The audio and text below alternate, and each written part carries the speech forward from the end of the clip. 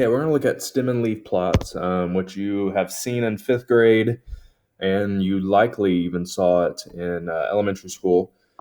Stem and leaf plots look kind of like a T-chart. Your stem always goes on the left, and this typically represents the tens place.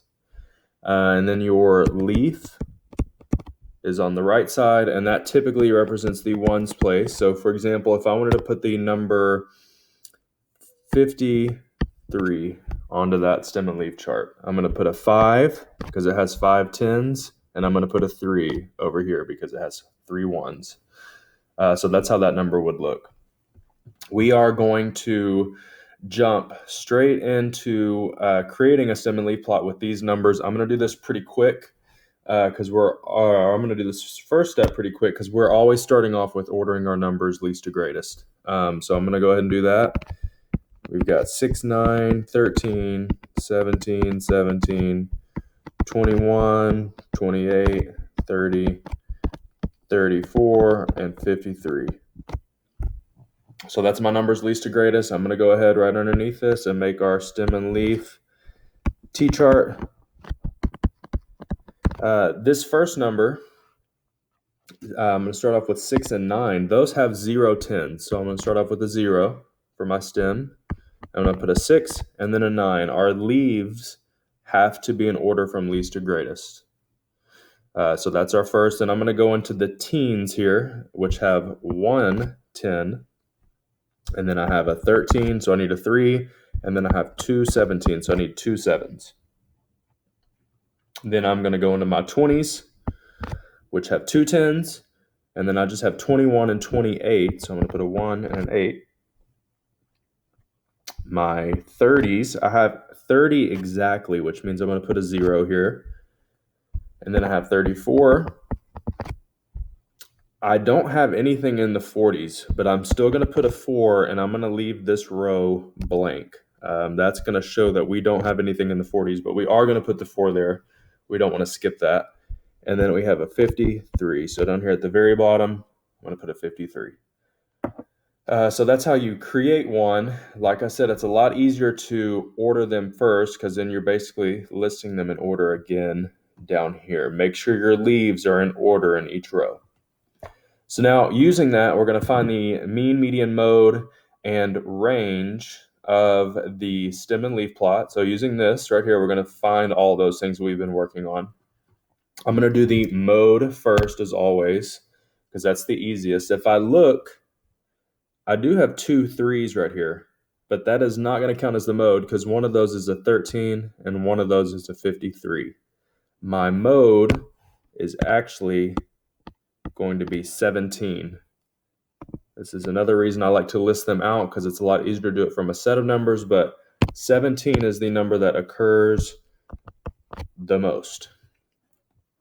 Then, as always, second, I'm going to do the range because that's the second easiest. Well, my biggest number is 53 and my smallest number is 6. So I'm going to do 53 minus 6.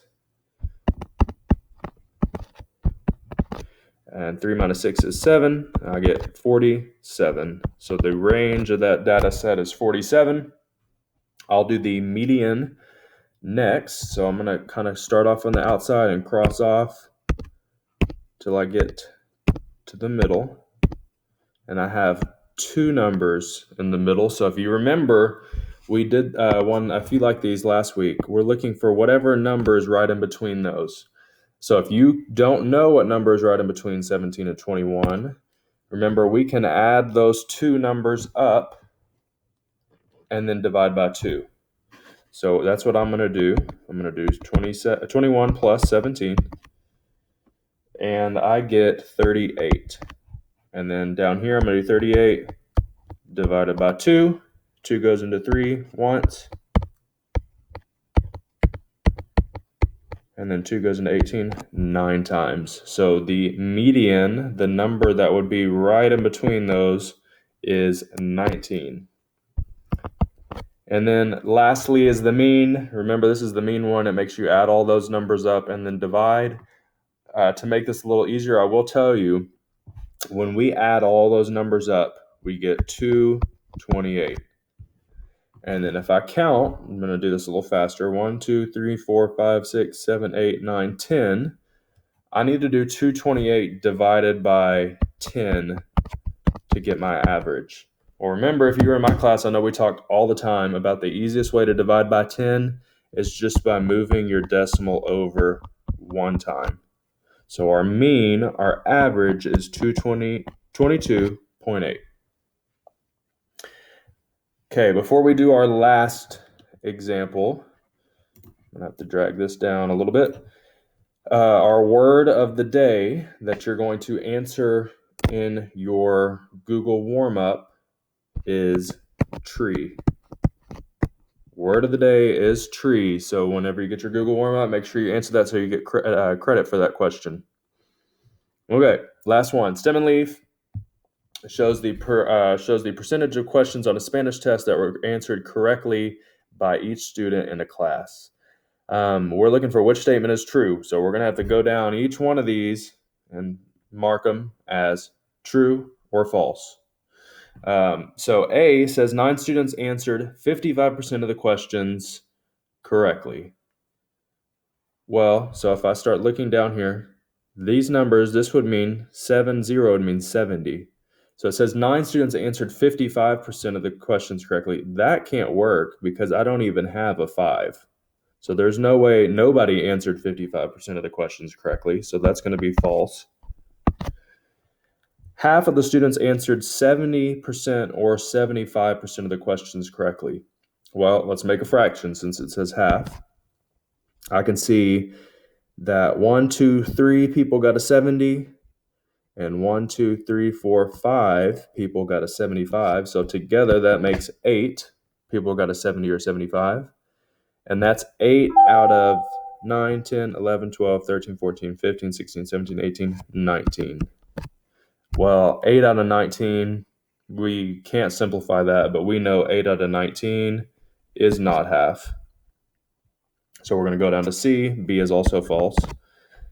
C says 8 students answered more than 80% of the questions correctly. So more than 80% means all of these 80s right here wouldn't work. So I'm going to have to start at 85. So I'm going to start counting those. 1, 2, 3, 4, 5, 6, 7, 8. So that looks like it's going to be the answer that is true. And then it says 10 students answered 100%.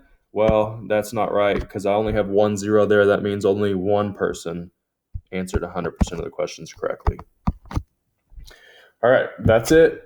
Make sure you get that word of the day written down so you get credit in your warm-up. If you have any questions, let us know.